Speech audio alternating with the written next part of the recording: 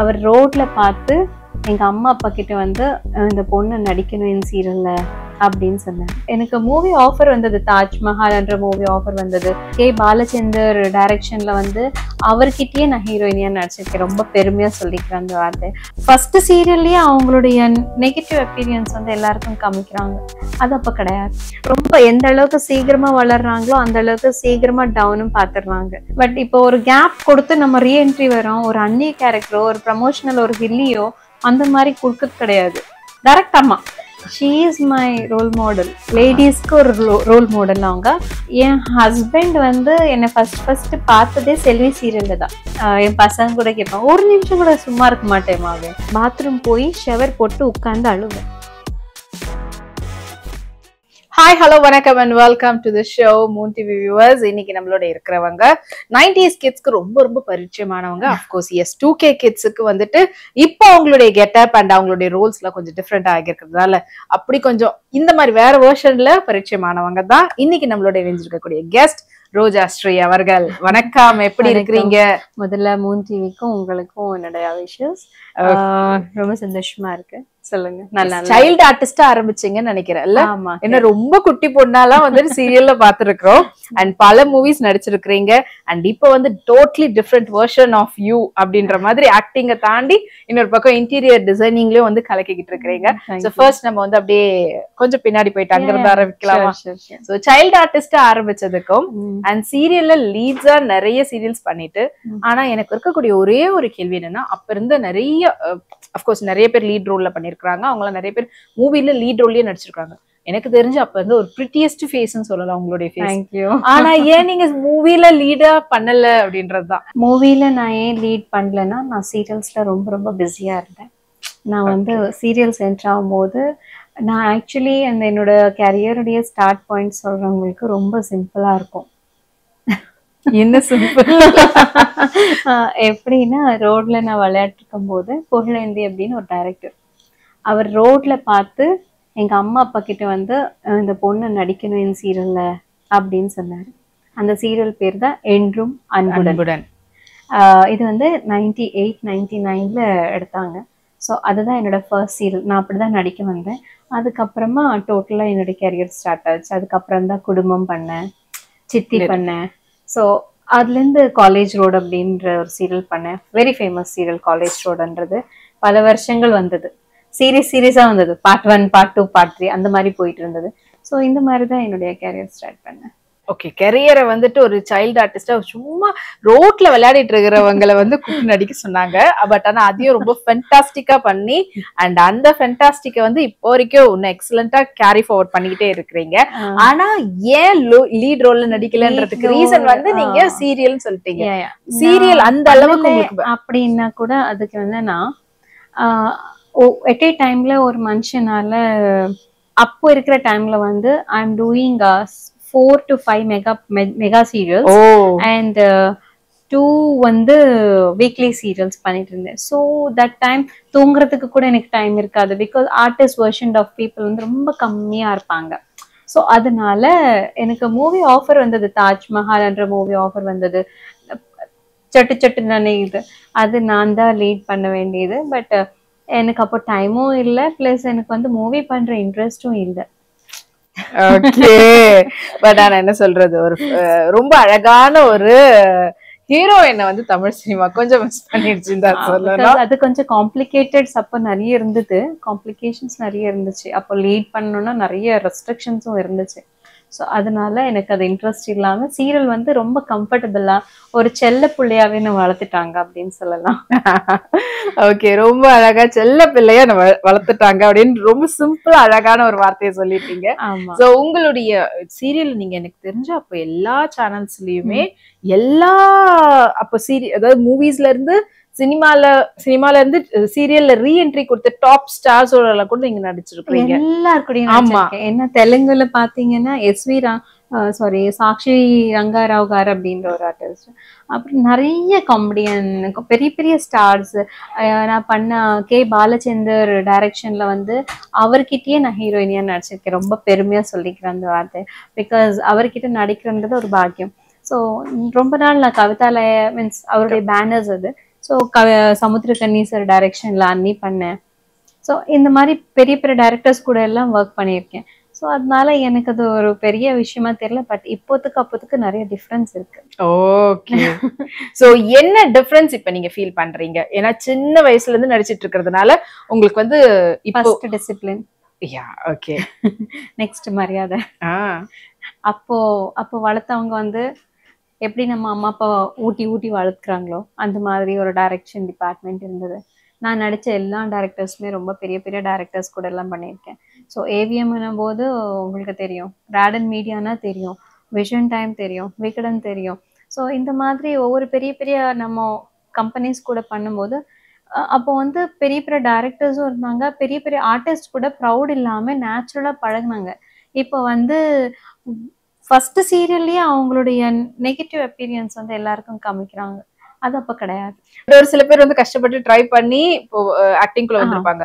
ஆனா ஒரு சில பேர் ஈஸியா ரீல்ஸ் போட்டு இப்ப ரீல்ஸ் வராங்க. ஆமா, சோஷியல் மீடியாவுடைய ப்ரமோஷன் மூலமா ஈஸியா நிறைய பேர் வந்து இப்ப லீட் ரோல்ஸ் எல்லாம் பண்ணிட்டு இருக்காங்க. அதெல்லாம் எப்படி பாக்குறீங்க? ஜெனரேஷனுடைய டெவலப்மெண்ட்னு பார்க்கலாமா? அது வந்து நான் வந்து இப்ப இருக்கிறவங்களுக்கு ரொம்ப மிகப்பெரிய பாக்கியம்னு நினைக்கிறேன். ஏன்னா இன்னொரு வகையில பாத்தீங்கன்னா ரொம்ப கெடுதலும், ரொம்ப எந்த அளவுக்கு சீக்கிரமா வளர்றாங்களோ அந்த அளவுக்கு சீக்கிரமா டவுனும் பாத்துடுறாங்க. அது வந்து ரொம்ப கம்மி பேரு தக்க வச்சுக்கிறாங்க. அண்ட் அதை விட முக்கியமான ஒரு விஷயம், அப்ப ரொம்ப லைவ்லியா இருக்கும். ட்ரெஸ்ஸிங்கா இருக்கட்டும், கேரக்டர்ஸா இருக்கட்டும், ஒவ்வொருத்தருடைய பெர்ஃபார்மன்ஸா இருக்கட்டும், அந்த மேக்கப்பே வந்து பாத்தீங்கன்னா வீட்டுல இருக்கிறவங்க எப்படி இருப்பாங்க, சோ அந்த மாதிரி ரொம்ப கேஷுவல் லுக்ல இருக்கும்.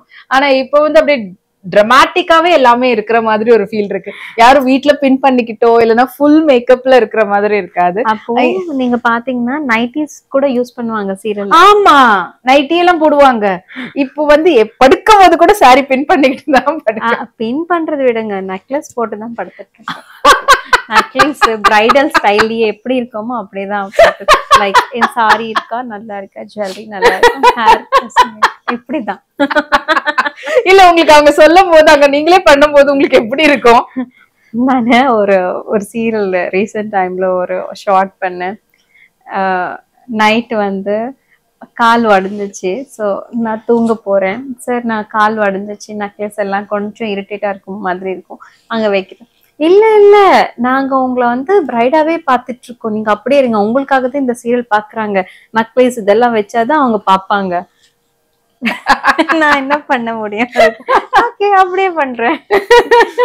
நேச்சுரலிட்டி நேச்சுரலிட்டி சில சீரியல்ஸ்ல இருக்கு, சில சீரியல்ஸ்ல கமர்ஷியலா இருக்கும் போது அது பார்க்க முடியாது. அண்ட் இப்ப நீங்க கொஞ்சம் ஒரு ரொம்ப ஓல்ட் கெட்டப் மாதிரியான ஒரு இதுவெல்லாம் இருக்கு, எப்படி இருக்கு உங்களுக்கு? நான் என்ன அவ்வளவு ஓல்டா, எதுக்கு எனக்கு இந்த கேரக்டர் கொடுக்குறீங்க, இல்ல நீங்க முதல்ல ஏன் அக்செப்ட் பண்ணீங்க? எனக்கு ரொம்ப ஃபீலா இருக்கும். பட் டைரக்டர் பாயிண்ட் ஆஃப் வியூல பார்க்கும்போதோ இல்ல ப்ரொடக்ஷன் சைடு வந்து ப்ரொடக்ஷன் இல்ல மேனேஜர்ஸ் வந்து பார்க்கும்போதோ என்னன்னா, இவங்க இத்தனை வருஷமா இருக்காங்க, அவங்களே ஒண்ணு எடை போட்டுக்குவாங்க, ஏஜ் இவ்வளவு இருக்கும், ஏஜ் இவ்வளவு இருக்கும், நம்ம வந்து நடிக்கிறது எப்போல இருந்து நம்ம ஏஜ் என்ன நமக்கு தான் தெரியும். பட் தே ஃபீல் இவங்க 25 இயர்ஸா இருக்காங்க, 20 இயர்ஸா இருக்காங்க. சோ அப்போ 10 இயர்ஸ்ல ஸ்டார்ட் பண்ணிருந்தா கூட 20 இயர்ஸா இருந்தா 30 தானே இருக்கும். அதுதான் அவங்க அது மறந்துடுவாங்க, இவங்க 20 இயர்ஸ் 25 இயர்ஸா இருக்காங்க. பட் அவங்க அது நினைக்கிறதுனால இப்போ வந்து அம்மா வந்து 30-40லயே அம்மா பண்ணிடணும். பட் ஹீரோயினியா பண்றவங்க மட்டும் ஹீரோயினியா தான் பாக்குறாங்க. பட் இப்போ ஒரு கேப் கொடுத்து நம்ம ரீஎன்ட்ரி வரோம், ஒரு அந்நிய கேரக்டரோ ஒரு ப்ரமோஷனல் ஒரு வில்லியோ அந்த மாதிரி கொடுக்கறது கிடையாது. டைரக்ட் அம்மா ப்ரமோஷன், பெரிய ப்ரமோஷன், பிக் ப்ரமோஷன் வந்து அம்மா. ஓகே, நீங்க ஃபர்ஸ்ட் ஸ்டார்டிங் ஆஃப் யுவர் கரியர்ல நிறைய சீனியர் ஆர்டிஸ்டோட நடிச்சிருக்கீங்க. சோ அதுல நீங்க மறக்க முடியாத ராதிகா மேம். நான் வந்து செப்பரேட்டா கையில வந்து மறக்க முடியாதுல்ல, நீங்க ராதிகா மறக்க முடியாது இல்ல, she is my role model. லேடிஸ்க்கு ஒரு ரோல் மாடல் அவங்க. அதுல பிக் பார்ட் எனக்கு இருக்காங்க. ஏன்னா நான் எங்களை நடிக்கும் போதே எங்களுக்கு தெரியாமையே அவங்களுடைய ரெசனன்ஸ் நிறைய வரும், அவங்க பேச்சா இருக்கட்டும், அவங்க ஏன்னா நான் எல்லாம் அவங்கள பார்த்து தான் வளர்ந்துருக்கேன். ஆல்மோஸ்ட் ராடன் மீடியால 10 இயர்ஸ் நான் ஒர்க் பண்ணியிருக்கேன், ப்ரவுட் டு சே. ஸோ நான் என் கேரியர் முடிகிற வரைக்கும் நான் வந்து ராடன் மீடியால தான் இருந்திருக்கேன். அது முடிச்சதுக்கு அப்புறம் தான் எனக்கு மேரேஜ் ஆச்சு. ஓகே, ஸோ எனக்கு every time all time my favourite Radhika ma'am. Okay. So இந்த மாதிரி சீனியர் ஆர்டிஸ்டோட பண்ணும்போது ஏதாவது ஒரு சீன்ல வந்து ஒரு பர்டிகுலர் ஷாட் வந்து எக்ஸலண்டா பண்ணிருப்பீங்க, பாராட்டி இருப்பாங்கல்ல, அந்த மாதிரி மறக்க முடியாத ஒரு சீனியர் ஆர்டிஸ்டோ இல்லைன்னா வந்து அந்த ஒரு காம்ப்ளிமெண்ட் வாங்கின ஒரு தருணம் அவங்களே சொல்லிட்டாங்கப்பா எனக்கு அவ்வளவு ஹாப்பி அப்படின்னு? ஆக்சுவலி வந்து நம்ம வந்து பாலச்சந்தர் சாருடைய ஆர்டிஸ்ட்னு சொல்லி ஒரு முத்திரை இருக்கு. ஆக்சுவலி ரெகக்னைசேஷன் ஆனா மட்டும்தான் அவருடைய சீரியல்ஸ்ல நடிக்க முடியும். அதுவே ஒரு பெரிய காம்ப்ளிமெண்ட் தான். அதை விட வேற என்ன வேணும்? ஏன்னா நான் சின்ன வயசுல சித்தி பண்றதுல இருந்தே நான் வந்து ராடன் மீடியால என்னுடைய கல்யாணம் ஆகிற வரைக்கும் இருக்கேன்னா அதுவே பெரிய காம்ப்ளிமெண்ட் தான். நான் நல்லா பண்றேன், நல்லா இருக்கிறதுனாலதான் அவங்க வந்து அத்தனை வருஷம் நம்மள வந்து டிராவல் பண்ணி வச்சிருக்காங்க அந்த கம்பெனில. ஏவிஎம்மா இருந்தாலும் 5 years நான் வந்து டிராவல் பண்ணியிருக்கேன். ஸோ இந்த மாதிரி எல்லாம் பிக் பிக் பேனர்ஸ், வரம் சீரியல், சித்தி சீரியல் எல்லாத்துலயுமே வந்து அந்த மாதிரி தான் டிராவல் ஆயிருக்கு. அதனால எல்லாருக்குமே வந்து நான் வந்து நன்றி பெற்றிருக்கேன். ஓகே, நீங்க எல்லாம் நிறைய சீரியல் பண்ணியிருந்தாலும் அஃப்கோர்ஸ் உங்களுக்கு எல்லாமே பிடிச்சுதான் நீங்க பண்ணிருக்கீங்க. இது என்னுடைய எப்பனாலும் எனக்கு ஃபர்ஸ்ட் இதுதாங்க எனக்கு ஃபேவரட்னு வச்சுன்னா அதுல டாப்ல இதுதான் வரும், இந்த கேரக்டர் தான் வரும்னா செல்வி. செல்வி சீரியல்ல உங்களுடைய கேரக்டர் செல்வி அண்ட் அன்னி. அன்னி, ஆமா, அன்னிலையும் எனக்கு நல்ல நேம் கிடைச்சிருக்கு, ராதிகா. என்னுடைய மேம் பேர் தான் அது. அந்த கேரக்டர்ல வந்து ரிப்போர்ட்டரா இருந்திருக்கேன். ஸோ ரொம்ப நல்ல ஒரு பேரு ரெண்டுத்துலயும். ஆக்சுவலி இன்ஃபேக்ட் இன்னொரு என்னன்னா, என் ஹஸ்பண்ட் வந்து என்னை ஃபர்ஸ்ட் பார்த்ததே செல்வி சீரியல்ல தான். ஓ. சோ அதனால இல்ல, சோ அவருக்கு அது பிடிக்கும். அந்த கேரக்டரைசேஷனும் கொஞ்சம் டிஃப்ரெண்டா இருக்கும். தெலுங்குலயும் பேசணும், தமிழ்லயும் பேசணும். அண்ட் உங்களுக்கு வந்து தமிழ்ல மட்டும் இல்லாம தெலுங்குலயும் நீங்க வந்து நிறைய தெலுங்குல சொல்லணும்னா எது சொல்லுவீங்க? தெலுங்குல வந்து ஈநாட்டி ராமாயணம், அது என்னுடைய சீரியல்ஸ்லயே ரொம்ப தி பெஸ்ட்ன்னு சொல்லுவேன் தெலுங்குல. ஏன்னா பெரிய ஹீரோயின், அவங்க பேர் வேண்டாம் ஏன்னா திருப்பி ப்ராப்ளம் அது வேண்டாம். ஸோ அவங்கள வந்து ஒரு பாயிண்ட்க்கு அப்புறம் அவங்களுக்கும் ப்ரொடக்ஷனுக்கும் சம் ப்ராப்ளம், என்ன ப்ராப்ளம் நமக்கு தெரியாது. ஸோ அந்த ப்ராப்ளம் நடக்கும்போது அவங்கள வந்து ஒரு 6 months, it's not even 6 days, it's like 6 months heroine, அவங்க ஃபர்ஸ்ட் ஹீரோயின், நான் செகண்ட் ஹீரோயின். சரி, ஹீரோயினே இல்லாம என்ன மட்டும் வச்சு அந்த கதை எடுத்துட்டு போனாங்க. ஹீரோயினுக்கு வெறும் ஒரு புர்கா மட்டும் போட்டிருப்பாங்க, புர்கால மட்டும்தான் ஹீரோயினை வந்து காமிப்பாங்க, அவ்வளவுதான். ஸோ அதனால ஏவிஎம் ப்ரொடக்ஷன்ஸ் அது. ஸோ அந்த மாதிரி ஒரு இது இருந்தது, அதுலதான். ஓகே. ஸோ மூவிஸ்ல நீங்க சப்போர்ட்டிங் ரோல்ல பண்ணிருக்கீங்க மூவி. ஸோ அதுல உங்களுக்கு வந்து மூவிஸ் நான் பெருசா பண்ணல, எனக்கு என்ன அது இன்ட்ரெஸ்டும் இல்லை. சோ இருந்தாலும் வந்து பண்ண படங்கள்ல உங்களுக்கு நான் பெருசா படம் ரொம்ப யோசிச்சு பார்த்தாலும் நான் வந்து ஒரே ஒரு படம் தான், என்ன கும்மாலம் அப்படின்னு. Oh my god, this girl knows everything. What is this?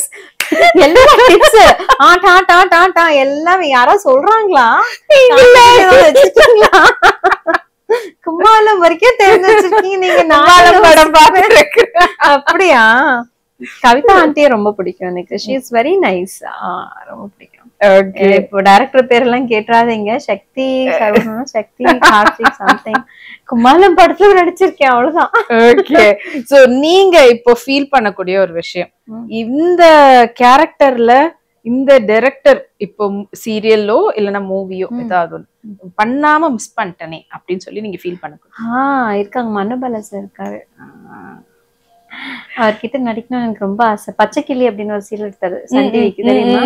அப்ப நான் வந்து ஆனந்த பவன் சொல்லி ஒரு சீரியல் பண்ணிட்டு இருந்தேன். எப்ப பார்த்தாலும் பச்சை, ஏன்னா சேம் கம்பெனி பேனர் ஒண்ணுதான் நினைக்கிறேன். சோ அப்போ எப்பவுமே மனோபல எல்லாருமே வந்து ஒரு கிரேசி சரௌண்டிங் வாய்ஸ் ஒண்ணு கேட்கும் இல்லையா? அவர் இந்த சீரியல் இப்படி பண்ண வச்சாரு, அப்படி எனக்கு அந்த மாதிரி சொல்லும் போது நான் மனோபல சார் கிட்ட ஒர்க் பண்ணணும்னு நினைச்சேன்.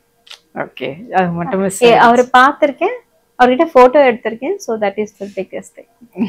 நான் ஒரு ஃபவுண்டேஷன்ல இருக்கிறதுனால, ஸோ சேரிட்டி இருக்கு, ஸோ அதனால அவர்கிட்ட போய் நம்ம சேரிட்டிக்காக ஒரு போட்டோ எடுத்தோம். ஓகே. ஸோ கல்யாணத்துக்கு அப்புறமா பிரேக் எடுத்ததுக்கான காரணம் என்ன தெரிஞ்சுக்கலாமா? ரொம்ப இஷ்டப்பட்டு எடுத்தேன் அந்த பிரேக். ஓகே. என் ஹஸ்பண்ட்காக, என் பசங்களுக்காக. ஆக்சுவலி நான் திரும்பி நடிக்கணும்ன்ற ஒரு மோட்டிவே எனக்கு இல்லை. ஏன்னா என் ஹஸ்பண்ட் அந்த அளவுக்கு ரொம்ப நல்லா பார்த்துக்கிட்டாரு. ஸோ அப்புறமா என் பசங்களை என் கூட இருக்கணும் அப்படின்னு. ஏன்னா அந்த சின்ன ஏஜ்ல அது வந்து திருப்பி வராது.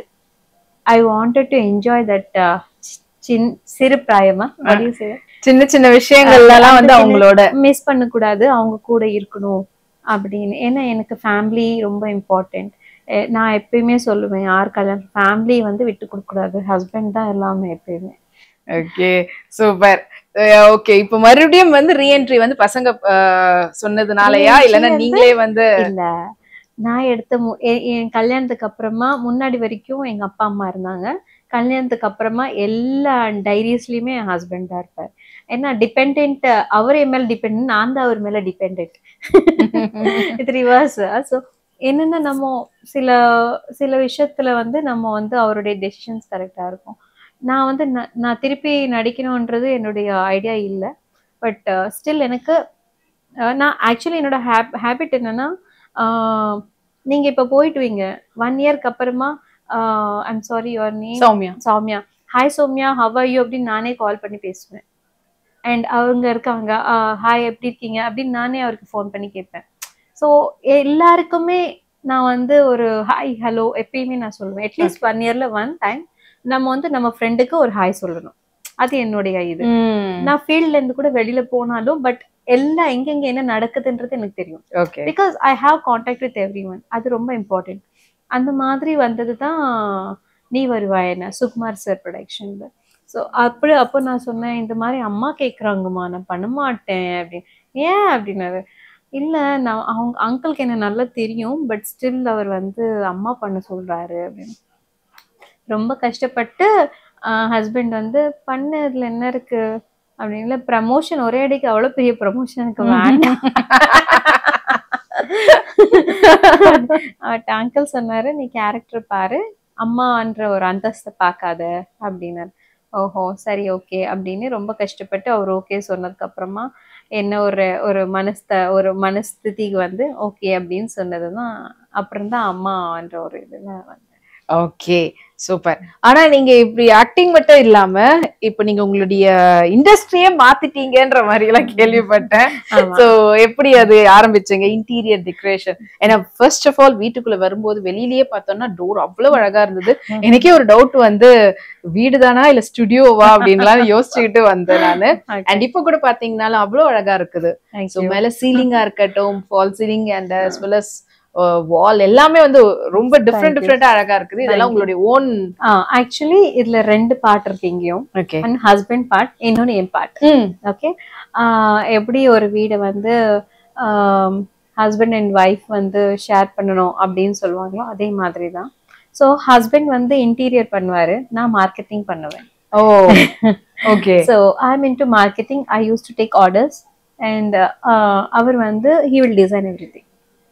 அண்ட் என்னோட பார்ட் என்னன்னா, இது பண்ணலாம் அது பண்ணலாம், நான் அவரை டிஸ்கஸ் பண்ணிட்டு இந்த இடத்துல இது பண்ணா நல்லா இருக்கும் அப்படின்னு நம்ம சொன்னோன்னா ஓகே, அது வந்து இம்ப்ளிமெண்ட் பண்ணி எப்படி பண்ணலாம் அப்படின்றது சென்ஸ். இங்க ஐடியா யாருடைய ஐடியா? இங்க இந்த ஹாலா இருக்கட்டும் இல்ல ரூம், பூஜை ரூம்லாம் வந்து தட்னாலாம் சூப்பரா இருக்கு. ஆக்சுவலி ஃபுல் வீடு அவருடைய காம்ப்ளிமெண்ட் தான். பூஜை ரூம்ல அந்த சின்ன சின்ன விஷயம் வந்து நம்மளுக்கு தான் தெரியும் அங்க என்ன கஷ்டம் இருக்கும்ட்டு. ஸோ எனக்கு என்னன்னா, அங்கே ஒரு பில்லர் வைக்க வச்சாரு. ரொம்ப நேரமா அதே என்னமா இப்ப பார்த்துட்டு, இல்லை அந்த பில்லர்ல ஒரு கபோர்டு இருந்தா நல்லா இருக்கும், எப்படிமா வைக்க முடியும் அப்படின்னு. இல்லை இது இங்க கட் பண்ணி இப்படி வைக்கலாமா அப்படின்னு.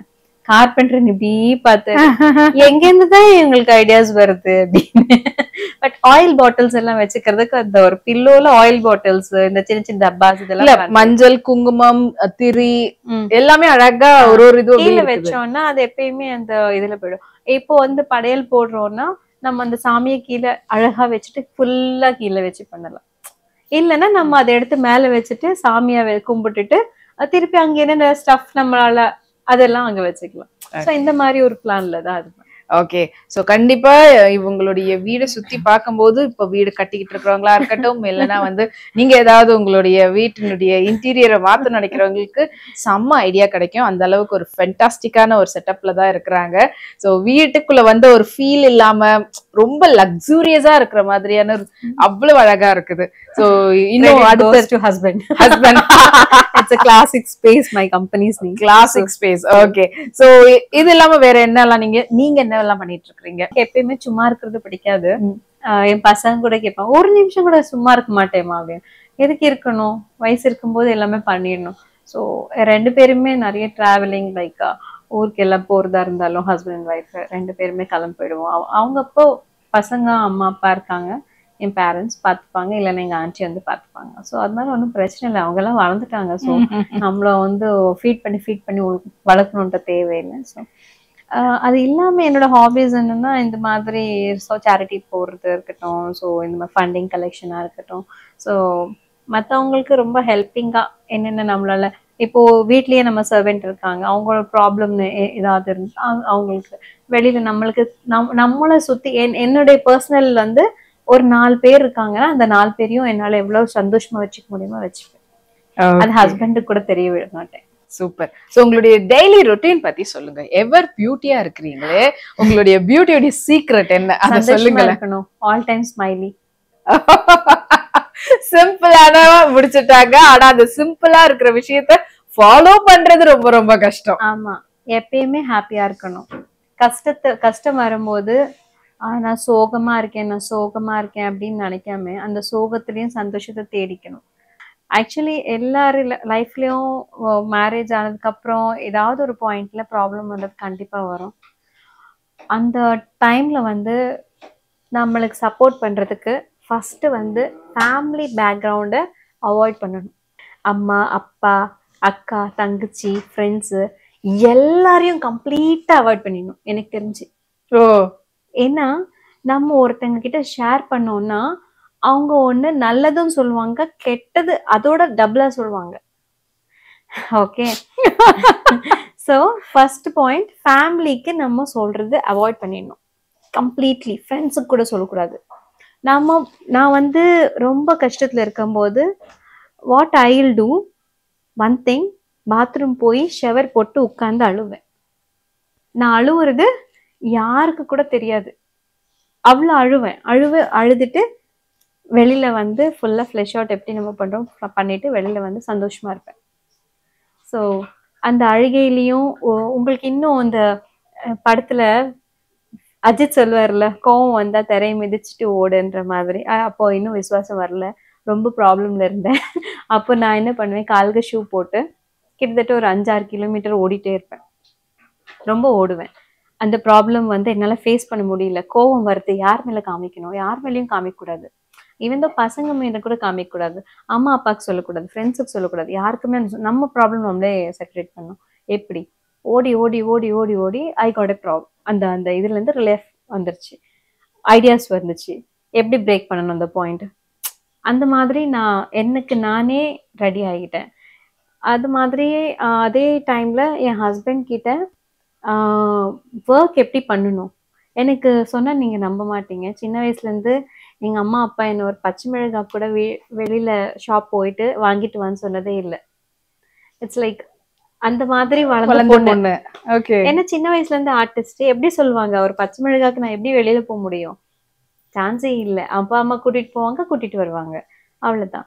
மிடில் கிளாஸ்லேருந்து தான் ஸ்டார்ட் பண்ணோம் லைஃப். பட் ஸ்டில் அம்மா அப்பா எப்பயுமே என்கிட்ட சொன்னதில்லை, ஏன்னா நான் ஆர்டிஸ்டாக இருக்கிறதுனால அது தேவைப்படலை. ஹஸ்பண்ட் வந்து எனக்கு நம்ம கல்யாணம் பண்ணோமோ எல்லாமே ஷேர் பண்ணணும். பட் எனக்கு தெரிஞ்சு எல்லா சப்போர்ட்டுமே வைஃப்ஸ் எல்லாருமே கொடுத்தாங்கன்னா எல்லா ஹஸ்பண்டுமே சூப்பராக இருப்பாங்க. ஸோ எப்பயுமே நான் வந்து சந்தோஷமா இருக்கேன்னா என் ஹஸ்பண்ட்னால, அதனால என்ன ஹாப்பியா வச்சிருக்காரு, அவ்வளவுதான். சூப்பர். என்ன உங்களுடைய சீக்ரெட் அப்படின்னு கேட்டதுக்கு சிம்பிளா முடிச்சிட்டாங்க. ஓகே, என்னோட ஃபேமிலி தான் முக்கியமான காரணம், ஹஸ்பண்ட் அண்ட் கிட்ஸ்னு சொல்லிட்டீங்க. ப்ராப்ளம் வந்து ஷேர் பண்ணாதீங்க, அம்மா அப்பா கூடயா இருக்கட்டும் வெளியில யாரு கூடயும். உங்க ப்ராப்ளம் உங்களுது. ஓகே, அதுக்கு என்ன சொல்யூஷன்றதையும் சொல்லிருக்காங்க. அது ஒரு நல்ல ஒரு ஃபிட்னஸாவ கூட இருக்கும். ஆஃப் கோர்ஸ் ஆயிட்டீங்க சீரியஸா. ஆமா, 70 kgsல இருந்து 52 ஆயிட்டேன். அவ்வளவு ஓடி இருக்கீங்க. சோ நல்ல ஒரு ஃபிட்னஸ் டிப்பையும் கொடுத்திருக்கீங்க. அதுல இருந்து இப்ப நல்லா ஏறியும் இருக்கேன், பட் இப்ப நல்லா இறங்கியும் இருக்கேன். இப்போ திருப்பி இறங்கி இருக்கேன். ஓகே, சோ ரொம்ப அழகா உங்களுடைய ஸ்டார்டிங் ஆஃப் த கரியர்ல இருந்து இப்போ உங்களுடைய கரண்ட் ப்ராஜெக்ட் போற வரைக்கும் அழகா சொல்லிட்டு இருந்தீங்க. அண்ட் உங்களை ஓவராலா பார்க்கும்போது எங்களுக்கு இன்னமும் வந்து ஆரம்ப காலத்துல பார்த்த அதே ரோஜாஸ்ரீயை பாக்குற மாதிரிதான் இருக்குது.